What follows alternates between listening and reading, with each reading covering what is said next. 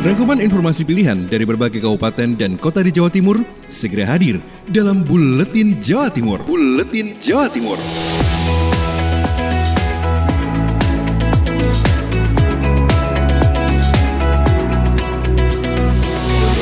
Salam jumpa sahabat, inilah Buletin Jawa Timur edisi hari ini, Senin 10 Agustus 2020, bersama saya, Risma Erina. Informasi pertama, kita ke Lumajang. Ada Bobi Wijayanto dari Radio Suara Lumajang. Lumajang raih penghargaan Wajah Bahasa Sekolah tahun 2020 tingkat Provinsi Jawa Timur. Kabupaten Lumajang kembali menerima penghargaan di bidang pendidikan, yakni sebagai sekolah tertib berbahasa terbaik se-Jawa Timur dalam Lomba Wajah Bahasa Sekolah tahun 2020. Suryadi, Kepala Bidang Pendidikan Dasar Dinas Pendidikan Kabupaten Lumajang mengatakan bahwa acara Lomba Wajah Bahasa Sekolah tahun 2020 tersebut diselenggarakan oleh Balai Bahasa Provinsi Jawa Timur, Badan Pengembangan dan Pembinaan Bahasa, serta Kementerian Pendidikan dan Kebudayaan Kemendikbud. Ia mengungkapkan, Lomba Wajah Bahasa Sekolah merupakan penilaian atas sikap positif terhadap penggunaan bahasa Indonesia sebagai bahasa negara di lingkungan sekolah. Serta sikap tersebut merupakan salah satu cermin pada penggunaan bahasa Indonesia di ruang publik di lingkungan sekolah.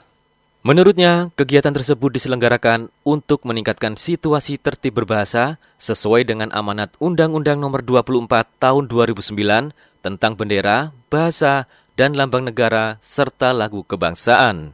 Bobi Wijayanto, Suara Lumajang FM, mengabarkan. Sementara kita bergeser ke Tuban, Aida Aminia, Pradia Suara Tuban menginformasikan Komisi 4 DPR RI dorong komoditi ikan masuk komponen BPNT di Tuban. Komisi 4 DPR RI mendorong hasil produksi perikanan atau ikan bisa masuk dalam komponen program bantuan pangan non-tunai BPNT yang disalurkan kepada keluarga penerima manfaat KPM Kabupaten Tuban. Hal itu disampaikan anggota DPR RI Farida Hidayati usai melakukan safari terkait gerakan memasyarakatkan makan ikan gemar ikan bertempat di Gedung Korpri Pendopo Kabupaten Tuban Jumat 7 Agustus 2020.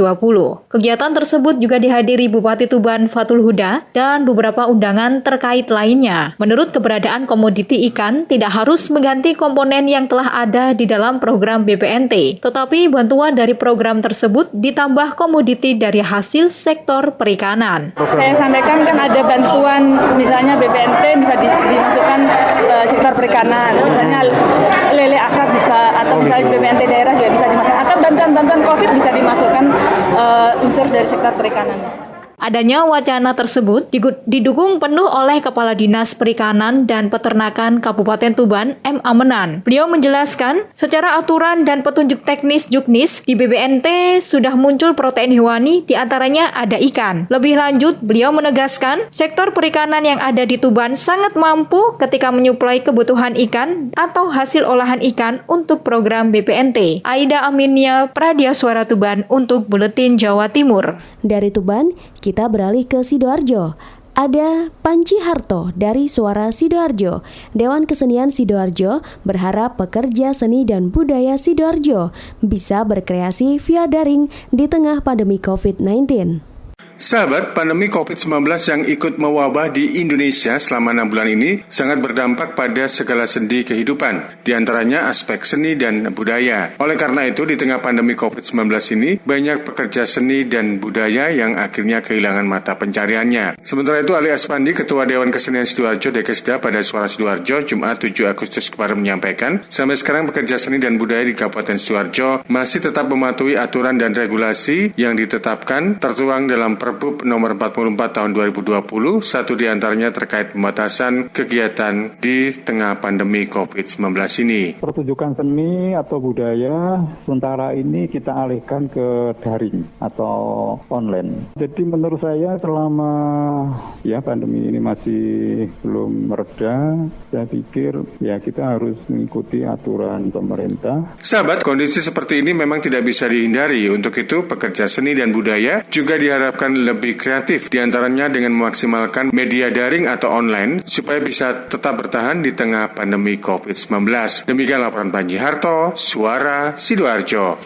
Selanjutnya, Dari Ngawi, Henti Ludiana dari Radio Suara Ngawi.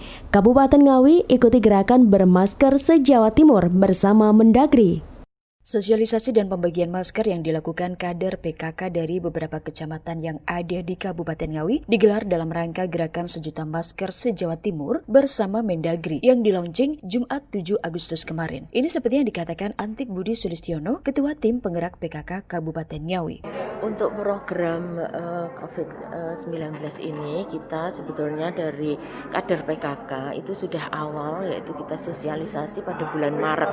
Itu sudah mulai sosialisasi dan pembagian juga masker karena masing-masing dari kader-kader kita itu kita berikan tugas yaitu untuk memberikan sosialisasi di masing-masing wilayahnya karena kader ini adalah merupakan ujung tombak kita yang ada di bawah. Pembagian masker untuk pencegahan COVID-19 juga dilakukan seperti di pasar dan pengendara di jalan. Sedangkan wilayah Ngawi sendiri merupakan perbatasan antara Jawa Timur dengan Jawa Tengah, sehingga perlu dilakukan pemeriksaan sangat ketat agar Provinsi Jawa Timur menjadi zona hijau. Henti Ludiana, LPPL Suara Ngawi. Sementara itu di Tulungagung, Mega Kristi dari RGR FM Tulungagung menginformasikan launching Jatim bermasker oleh Polres Tulungagung. Polres Tulungagung bersama pemerintah Kabupaten Tulungagung melaksanakan kegiatan pembagian masker dan coklat kepada masyarakat, terutama kepada pengendara dan penumpangnya yang tidak menggunakan masker saat beraktivitas di luar rumah. Kegiatan dilaksanakan di Pasar Senggol, Desa Bangwan, Kecamatan Kedungwaru, Tulungagung. Dan dalam kegiatan tersebut banyak ditemukan pengendara yang tidak menggunakan masker dan ada pula yang tidak memakai helm. Dalam kegiatan tersebut, Bupati Tulungagung Dr. Andes Marioto Birowo MM bersama Forkopimda Kabupaten Tulungagung ikut membagikan masker. Hal ini dilakukan untuk memberikan sosialisasi tentang penggunaan masker untuk memutus penyebaran COVID-19, terutama di Kabupaten Tulungagung. Selanjutnya, rombongan menuju Balai Desa Bangowan, Kecamatan Kedungwaru untuk melaksanakan launching Jawa Timur bermasker. Saya Mega Kristi, 90,1 RKR FM, Tulungagung. Kita bergeser ke Kota Blitar bersama Kirana Nisa dari Radio Mahardika FM. Pemerintah Kota Blitar masih pertimbangkan pelaksanaan bursa kerja di tengah wabah corona. Bursa Kerja menjadi program tahunan Kota Blitar untuk membuka peluang bagi masyarakat produktif yang belum memiliki pekerjaan. Namun karena ada pandemi COVID-19, pelaksanaan Bursa Kerja tahun ini masih menjadi pertimbangan pemerintah Kota Blitar. Suaryono, Kepala Dinas Penanaman Modal, Tenaga Kerja dan PTSP Kota Blitar saat dikonfirmasi Sabtu 8 Agustus 2020 mengatakan, Bursa Kerja masih menjadi pertimbangan mengingat banyak perusahaan yang melakukan pengurangan jumlah karyawan. Pelaksanaannya di tengah pandemi COVID-19 pun dinilai kurang tepat karena berpotensi mengakibatkan kerumunan banyak orang. Di sisi lain, pelaksanaan Bursa Kerja biasanya melibatkan perusahaan lokal, regional, dan nasional. Pihaknya tidak ingin pelaksanaan Bursa Kerja justru menambah mata rantai penularan COVID-19. Namun demikian, pemerintah Kota Blitar tidak tinggal diam. Suaryono mengaku saat ini masih melakukan penjajakan dan pendataan terhadap perusahaan yang membutuhkan karyawan. Jika jumlah perusahaan cukup untuk Bursa Kerja, maka akan diselenggarakan menggunakan konsep virtual. Kita masih nunggu info juga dari perusahaan-perusahaan itu.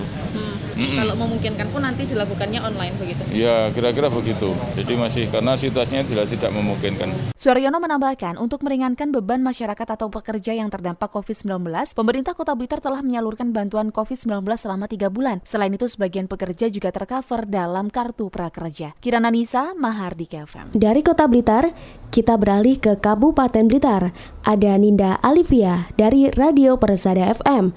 Selain terbatas, Kemenak Kabupaten Blitar minta prosesi akad nikah harus patuhi protokol kesehatan. Selama masa pandemi berlangsung, seluruh kegiatan yang mengundang banyak massa dianjurkan ditiadakan sementara, termasuk kegiatan resepsi pernikahan. Namun untuk akad nikahnya tetap diperbolehkan dengan memenuhi persyaratan yang berlaku. Kasih Bimas Kementerian Agama Kabupaten Blitar Subakan mengatakan, berdasarkan petunjuk teknis, prosesi akad nikah di tengah penyebaran virus corona bisa dilaksanakan di kantor urusan agama atau KUA, masjid ataupun di rumah. Namun dianjurkan secara terbatas dan harus sportif menjalankan aturan protokol kesehatan. Selain itu, petugas memiliki wewenang untuk menolak prosesi akad nikah jika tidak memenuhi persyaratan. Mulai merangkak berjalan lagi, tapi yang dianjurkan oleh Pak Bupati, boleh nikah tetapi tidak boleh resepsi. Boleh ngundang, boleh di KUA. kalau mengundang, kalau bisa dilaksanakan di gedung yang luas. Subgan menambahkan petugas penghulu berhak menunda pelaksanaan akad nikah jika tamu undangan tidak memakai masker, calon pengantin ataupun wali nikah tidak menggunakan sarung tangan, dan jumlah undangan melebihi kapasitas yang ditentukan. Ninda Alivia, Radio Bersadi FM Blitar. Sementara itu, dari Probolinggo, Vivi Agustiani dari Suara Kota Probolinggo menginformasikan hajatan di era new normal wajib penuhi protokol kesehatan. Memasuki era transisi new normal pada kegiatan pernikahan perlu penerapan protokol kesehatan secara tepat. Hal ini menjadi titik perhatian bagi sejumlah pemangku kepentingan hajat seperti pengelola gedung, penyelenggara kegiatan, pemilik hajatan, para tamu undangan, dan vendor. Menyikapi kondisi tersebut, Paguyuban Wedding Probolinggo menyelenggarakan sosialisasi operasional prosedur pernikahan era new normal di Ballroom Paseban Sena hari Jumat sore lalu. Acara dihadiri oleh Wawali Muhammad Sofi Sobri dan sejumlah kepala UPD terkait serta perwakilan Forkopimda. Dijelaskan oleh Kasih Pencegahan dan Pengendalian Penyakit Menular Nyamiati Ningsi bahwa dalam penyelenggaraan kegiatan pernikahan di era new normal perlu memperhatikan banyak hal. Di antaranya adalah penggunaan masker, pengecekan suhu tubuh, cuci tangan sebelum masuk gedung, jaga jarak, disediakan banyak hand sanitizer di setiap meja, dan lebih dari itu, pihak vendor juga harus memakai alat pelindung diri seperti sarung tangan, masker, dan visil. Nyamiati juga menyampaikan bahwa tidak ada sesi foto bersama dan tidak ada jabat tangan dengan mempelai dan orang tua. Sedangkan untuk alat-alat makan pun harus disediakan secara bersih dan personal oleh pihak catering. Dan pihak catering pun juga mengambilkan hidangan para tamu undangan. Hal ini dilakukan Pemkot Probolinggo dalam upaya penggerakan kembali roda perekonomian Kota Probolinggo, tentunya dengan penjagaan kesehatan. Vivi Agustiani, Suara Kota Probolinggo. Sementara itu, dari Madiun, ada Kiki Desilia dari Radio Suara Madiun menginformasikan perlombaan Kampung Tangguh di Kota Madiun. Lomba Kampung Tangguh Semeru sudah sampai di garis finish. Dalam acara tersebut, 3 kelurahan perwakilan masing-masing kecamatan beradu gagasan di partai final yang berlangsung di GJIO Dinas Kominfo Kota Madiun. Partai final tersebut disaksikan langsung oleh Wali Kota Madiun Maidi, Wakil Wali Kota Indaraya, Forpimda, hingga Dirbinmas Polda Jawa Timur, Kombes Pol Dr. R.S. Ter Pratiknyo. Dalam lomba tersebut, berbagai indikator protokol kesehatan dinilai. Perlombaan Kampung Tangguh Semeru dimenangkan oleh Kelurahan Manis Rejo dan Nambangan Lor dengan hasil akhir yang sama. Sedangkan juara 2 diraih oleh Kelurahan Kanigoro dan juara ketiga diraih oleh Kelurahan Nambangan Kidul. Juara pertama mendapatkan hadiah 1 ton beras, sedangkan juara 2 mendapatkan 8 kuintal beras dan juara terakhir mendapatkan 6 kuintal beras. Menurut Wali Kota Maidi, seluruh kegiatan gotong royong di Kampung Tangguh Semeru ini sangat efektif guna menekan penyebaran COVID-19.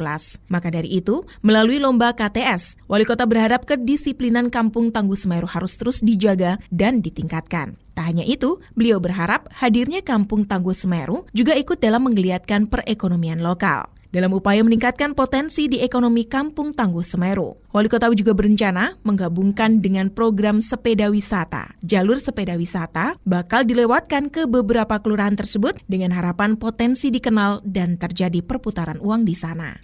Kota Madiun, masalah kegiatan Kampung Tangguh Semeru, selama ini kekonsistenan masyarakat ini kita uji. Ketangguhannya, keampuhannya, itu kita lombakan ternyata memang betul-betul ampuh. Artinya bahwa semua kegiatan kegotong royongannya berjalan cukup bagus, sesuai dengan arahan dari Pak Kapolda, arahan dari Bu Gubernur, semuanya sudah kita jalan benar. Dan setelah ini, karena ini sudah kita rem, nanti Kampung Tangguh itu akan ampuh lagi, akan ada tim ekonomi kreatif yang dijadikan satu di situ. Itulah nanti kondisi-kondisi ini akan segera mengangkat perekonomian di Kota Madiun. Kiki Desilia, Suara Madiun. Selanjutnya dari Gresik, Putri Rizkiana LPPL Suara Gresik membawa informasi Dharma Wanita Persatuan Kabupaten Gresik memberikan fasilitas pembinaan untuk guru dan kepala sekolah anak usia dini. Program kerja yang telah disusun oleh pengurus Dharma Wanita Kabupaten Gresik sementara waktu terkendala akibat pandemi COVID-19. Hal itu menyebabkan banyaknya program kerja yang belum terrealisasikan hingga saat ini. Oleh karena itu, Dharma Wanita memberikan alternatif jawaban berupa pelaksanaan program kerja secara daring apabila pandemi tak kunjung membaik. Dalam bidang pendidikan, Dharma Wanita memberikan fasilitas berupa pembinaan bagi guru dan kepala sekolah pendidikan anak usia dini tentang strategi pengajaran selama masa pandemi. tahun 2020 ini sebenarnya sudah tersusun program-program tersebut karena kita kendala pandemi. Jadi mohon maaf, kita mau mendatangkan untuk secara tatap muka ini masih belum berani karena belum ada izin dari Bupati. Seminar pendidikan biasanya sasaran kita adalah guru-guru atau kepala sekolah TK Dharma Wanita yang ada di bawah kita. Karena ada 210 TK Dharma Wanita yang ada di Kabupaten Gresik menjadi binaannya Dharma Wanita Persatuan Kabupaten Gresik. Ibu Farohana Adlif selaku Wakil Ketua 1 Dharma Wanita Persatuan Kabupaten Gresik memberikan himbauan kepada masyarakat untuk agar senantiasa mematuhi protokol kesehatan. Saya Putri Rizkiana mengabarkan dari Suara Gresik untuk Buletin Jawa Timur. Kita ke Nganjuk bersama Agustin Merdekawati dari Ersal Nganjuk. 3 guru terinfeksi corona tidak dapat bantuan sembako. 3 guru asal Tanjung Anom yang terinfeksi COVID-19 dan harus menjalani isolasi mandiri tidak mendapat bantuan sembako dari desa dengan alasan mereka berstatus pegawai dan tetap menerima gaji. Pihak Kecamatan Tanjung Anom hanya meminta gugus